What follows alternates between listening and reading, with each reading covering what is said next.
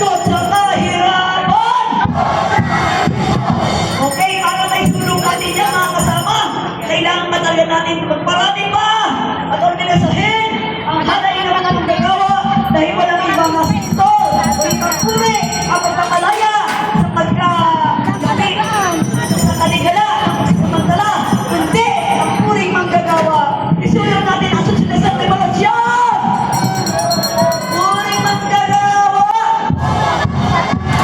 Kapong mapagpalaya!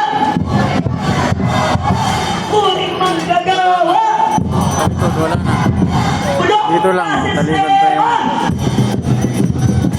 yung... Bulok na sistema! Privatisasyon! Korupsyon! Okay, at yan po natin formal na tinatapos ang ating programa sa ilalim ng bandila ng Manlaban. At ulit, magagawa, may mga susunod pa tayo ng pagkilos, tuloy-tuloy lang tayo upang